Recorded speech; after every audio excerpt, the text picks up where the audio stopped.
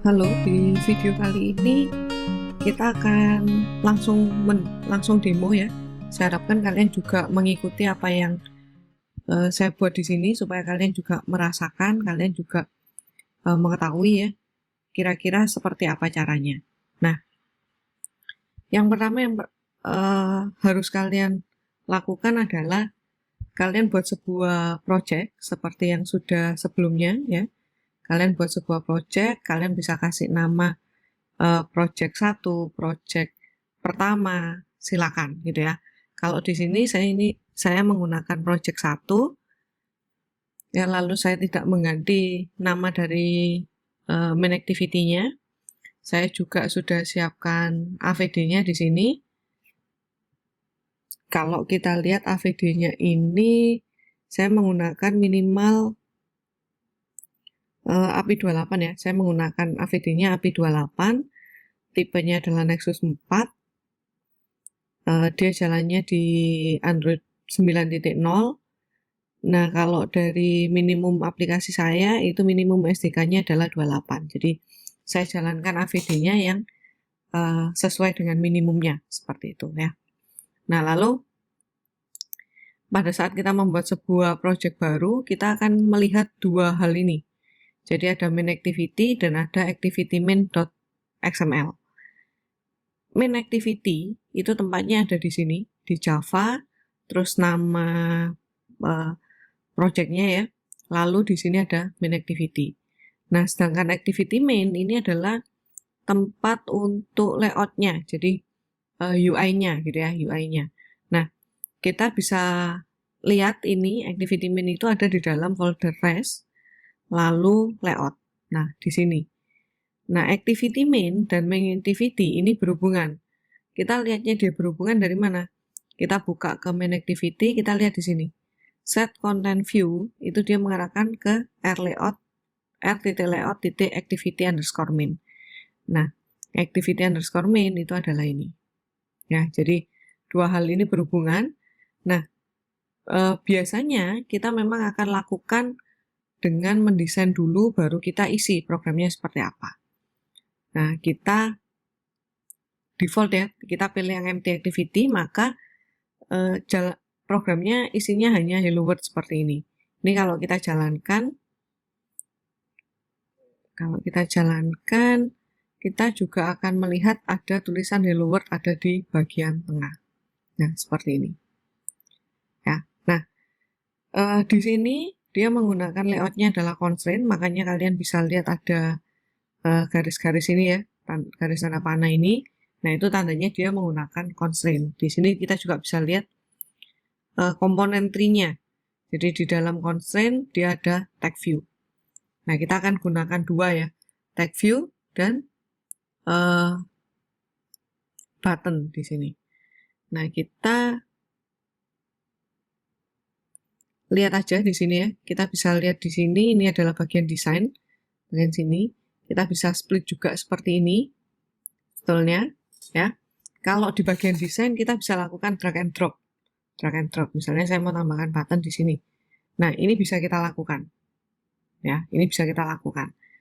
Nah, sekarang saya ingin kita memodifikasi XML-nya.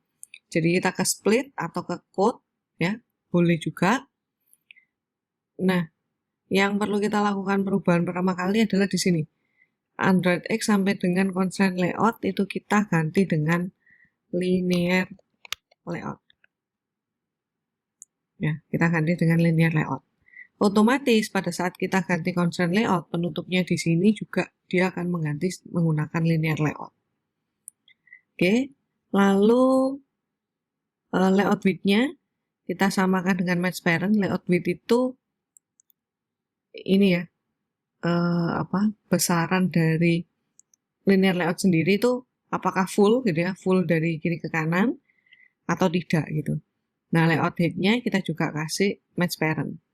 Lalu linear layout itu sistemnya adalah dia akan selalu terurut ya, selalu terurut. Nah, kita mau kasih dia selalu terurut dari atas ke bawah misalnya seperti itu ya. Nah, ini kita hapus dulu. Constraint-constraintnya ini kita nggak butuh. karena kita nggak gunakan constraint. Absolutnya juga kita nggak butuh, kita hapus. Ya, kita hapus di sini. Kalau kita mau lihat langsung di sini. Nah, kalau kita perhatikan, setiap kali kita nambahkan sesuatu, misalnya kita di sini tambahkan tag view. Ini adalah wrap content. Ini juga wrap content. Nah, teksnya coba. Nah, kita akan lihat dia di sebelah kanan, gitu ya. Karena dia, kalau linear itu selalu terurut. Nah, defaultnya dia adalah horizontal. Nah, kita harus tambahkan di sini orientation, kita jadikan vertikal. Nah, supaya dia terurutnya ke bawah, bukan ke kanan, tapi ke bawah. Seperti itu, ya. Nah, text view yang baru saya hapus. Nah, di sini, kalau kalian perhatikan, layout width, layout height itu kalian akan menemukan ada, ini bisa kita kontrol spasi ya. Nah, kita akan lihat ada wrap content, ada match parent, dan ada fill parent. Tapi fill parent ini sudah deprecated ya, jadi sudah nggak dipakai lagi. Yang akan kita gunakan adalah wrap content atau match parent. Wrap content itu berarti dia besarnya akan sesuai dengan isinya. Jadi kalau hello world, ya, kalau kita di sini pakai wrap content, nah besar dari aplikasinya ini, sebentar ya, saya besarkan dulu. Besar dari tag view-nya itu menyesuaikan dengan hello world-nya, dengan isinya, dengan tulisannya. Tapi kalau saya di sini kasih dia dalam match parent, kalian bisa perhatikan bedanya.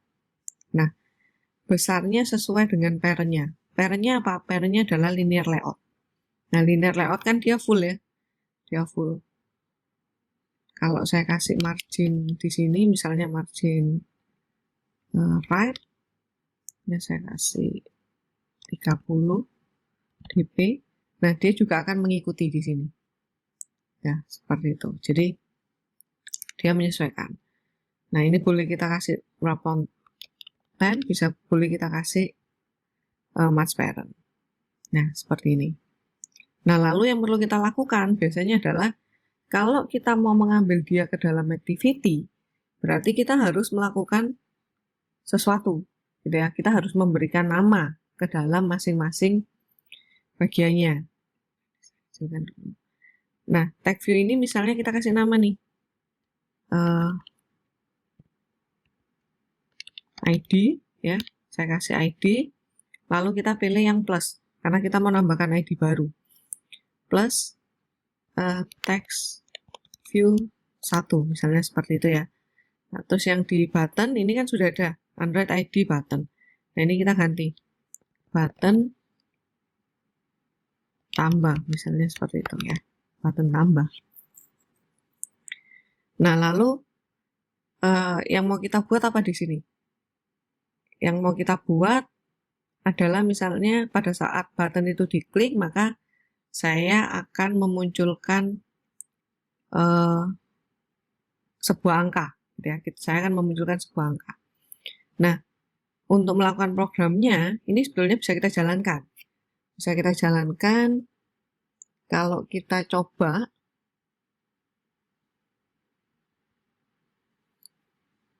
Bentar ya, kita tunggu dulu.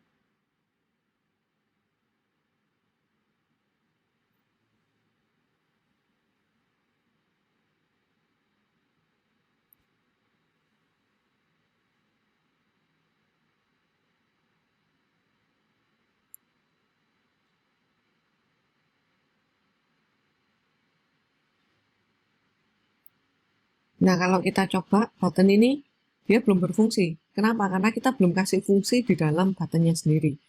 Nah, untuk kasih fungsi, kita bisa pergi ke mainActivity.kt. Nah, kita daftarkan di sini. Kita daftarkan. Kita punya apa aja? Saya mau merubah text view dan saya mau merubah button, gitu ya. Berarti saya harus daftarkan di sini. Misalnya var,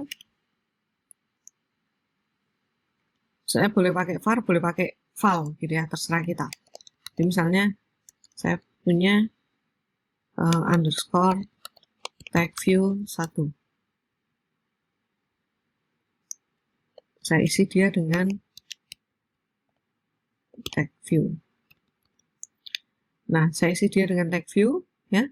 Lalu saya kasih dia adalah find view by ID. Kita membaca ID dari XML-nya. ID-nya tadi kan tag view 1 gitu ya. Cara bacanya adalah kita r.id titik text view 1 seperti ini. Nah, lalu saya akan buat lagi untuk buttonnya, misalnya button 1 saya isi dengan button. Kalian biasakan diketik ya, jangan di copy, karena pada saat kalian misalnya kalian ketik but ya, boot gitu ya, terus dia akan muncul suggest-nya. Nah, suggest ini tinggal kalian enter supaya dia import di sini. Nah, ini supaya dia import. Kalau kalian nggak enter, maka kalian akan terkendala dengan importnya ini. Nanti kalian akan diminta untuk melakukan alt enter untuk import otomatisnya. Nah, seperti itu. Nah, button lalu kalian cari find view by ID lagi, r.id.button 1 tadi ya. Kita lihat dulu. Oh, button tambah. Button tambah. Misalnya seperti itu. Nah, kita mau apa? Kita misalnya punya variabel angka sama dengan 0. Ya, saya punya button angka titik 0. Isinya adalah 0 ya. Nah, terus saya mau bilang pada waktu button diklik, supaya saya tahu button itu diklik atau tidak, kita bisa lakukan dengan set on click listener. Jadi button 1 titik set on click listener di sini ya. Sini kita pilih yang bawah.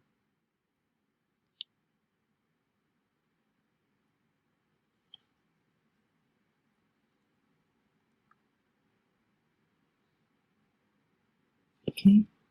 Nah, kita bisa lakukan. Misalnya kalau button itu diklik, maka saya akan bilang tag view 1 sama dengan angka titik to string.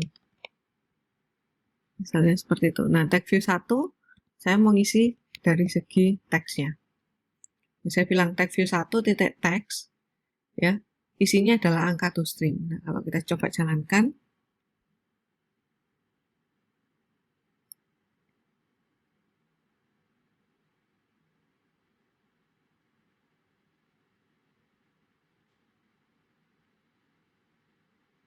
nah kita klik, nah dia akan berubah menjadi 0 ya. Nah, kalau dia berubah jadi 0, apa yang dilakukan? Misal ini kita klik lagi, ya dia tetap 0 gitu ya, karena kita di sini posisinya adalah 0. Nah, kalau saya misalnya saya maunya kalau dia diklik maka angka itu 0, tapi kalau dia diklik lagi maka dia akan bertambah lagi. Nah, kita bisa tambahkan aja 1 misalnya seperti ini. Oke.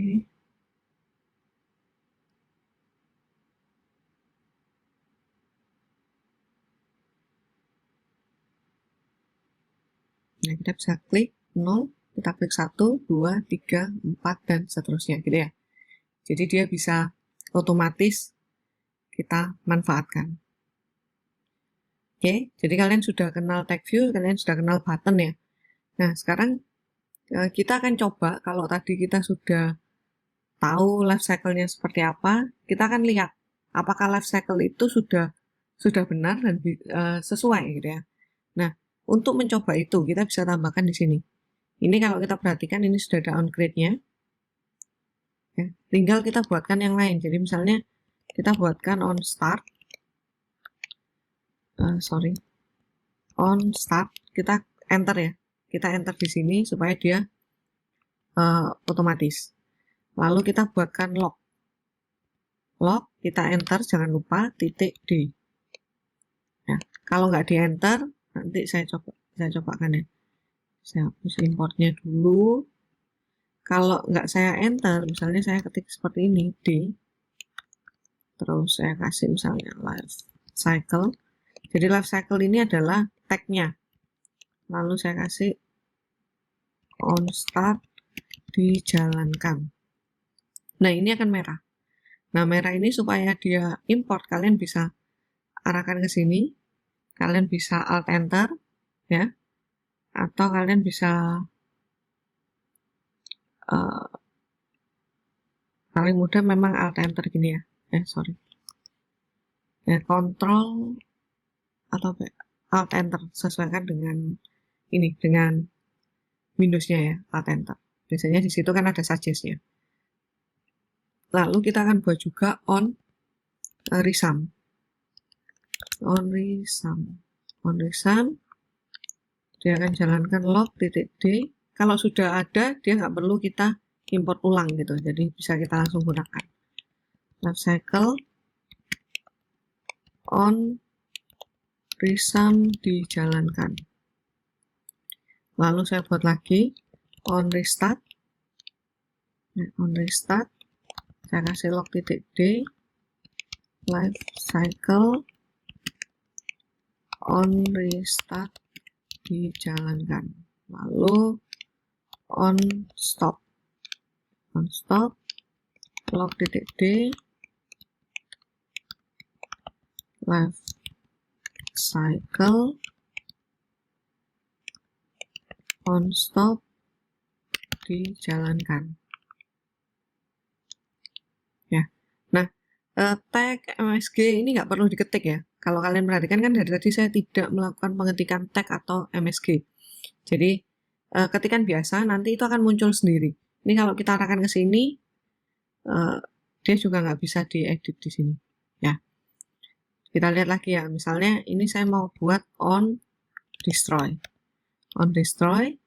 lalu ketik saya hanya log.d, dalam kurung saya kasih langsung life cycle, lalu koma, saya kasih string lagi, on destroy dijalankan. Jadi hati-hati ya.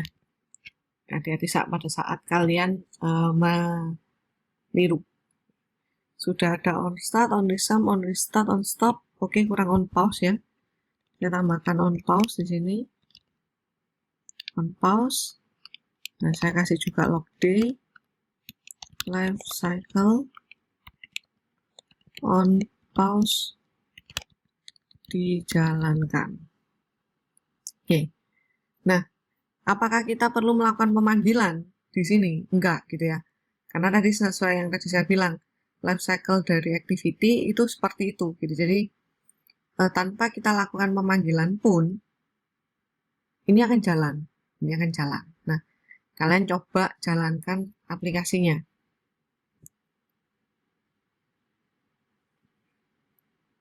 Kalian jalankan aplikasinya. Nah, lalu biarkan dulu dia, ya. Kalian buka di sini, di bagian bawah ini ada kata-kata loket. Kalian buka di loketnya. Ya, kalian buka di loket. Nah, nanti akan muncul seperti ini. Ya, kalian akan muncul seperti ini. Ini panjang sekali. Ini adalah konsolnya. Ini konsul ya. Nah, pada saat kita buat dialog.d itu sama dengan kalau di JavaScript saya mau cetak konsol.log. Konsol.log. Nah, itu sama ya. Nah, di sini supaya kita nggak baca yang lain, kita bisa filter di sini. Kita kasih aja life cycle. Seperti itu. Oke, ini ada yang kurang ya. Ini ada yang kurang. Pastikan semua sama life cycle-nya. Oh ya, tambahkan juga di on start-nya. Jadi di on start, tuh kasih on create ya. On create, kalian juga tambahkan life cycle on create dijalankan. Nah, kita build ulang.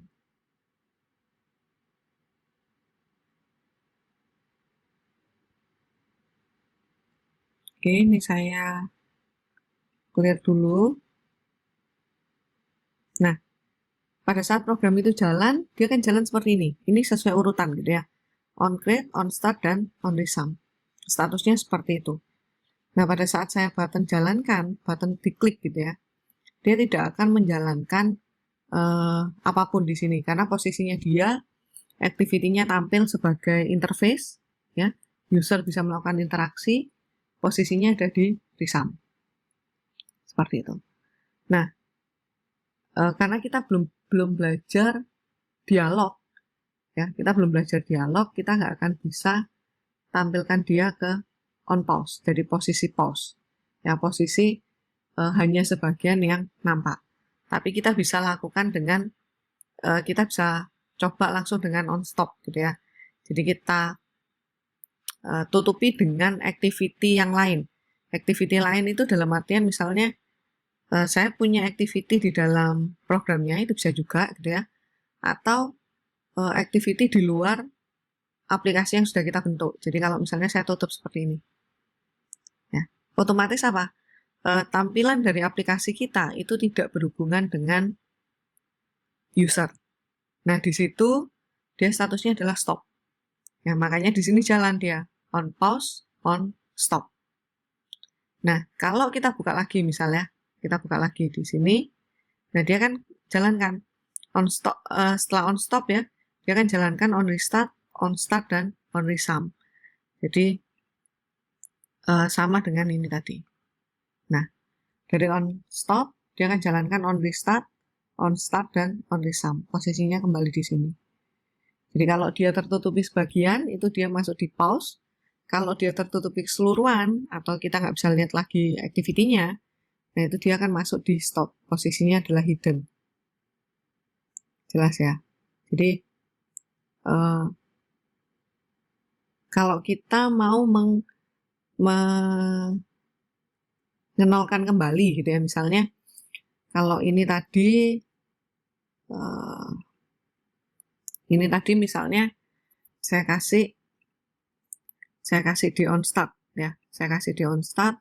Kalau on start itu dijalankan, maka saya akan bilang angka sama dengan 0. Nah, tapi angka ini kan variabel lokal di sini ya. Nah, ini harus kita jadikan dia global. Nah, saya buat di luar dari on create supaya bisa dipakai di on create dan bisa dipakai di on start. Oke, kita coba.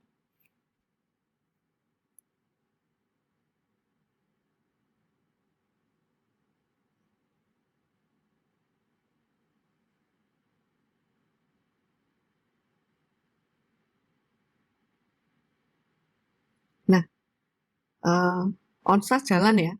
Angka posisinya adalah 0, tapi dia belum tampil karena tidak ada yang merubah tag view-nya di sini. Jadi saya klik, dia akan 0. 1, 2, 3, 4, 5, 7 ya. Lalu saya close. Ya, saya masukkan ke stop. Lalu saya jalankan kembali. Nah, saya button, dia kembalikan 0. Tadi masih 7 gitu ya, karena sama. On start itu tidak merubah tag view-nya, dia hanya merubah angkanya. Nah, tag view dirubah pada saat button 1 diklik. Seperti itu. Nah, ini bisa kita lakukan. Jadi, kebutuhan kalian di mana? Itu sesuaikan aja. Apakah harus di on start, on resum, on restart gitu ya. Atau pada saat stop itu dinulkan gitu. Nah, itu kita bisa sesuaikan.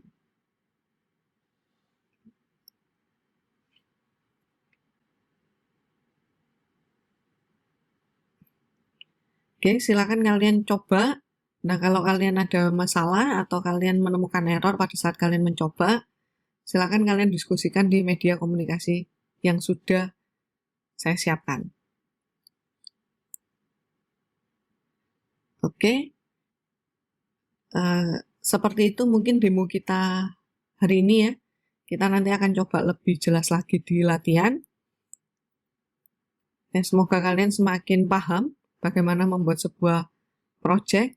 Kalian setidaknya sudah punya satu project yang sederhana, sudah punya satu project yang menggunakan tag view, menggunakan button, sudah bisa berinteraksi dengan usernya, dan ini nggak hanya jalan di virtual device ya, tapi bisa jalan juga di handphone kalian kalau kalian menggunakan handphone sebagai virtual device-nya, sebagai media untuk menjalankannya. Oke, saya kira itu penjelasan dari video kali ini. Kita akan ketemu di live meeting kita supaya kalian lebih jelas, dan kalau ada yang mau ditanyakan atau masih ada kebingungan, kalian bisa bertanya.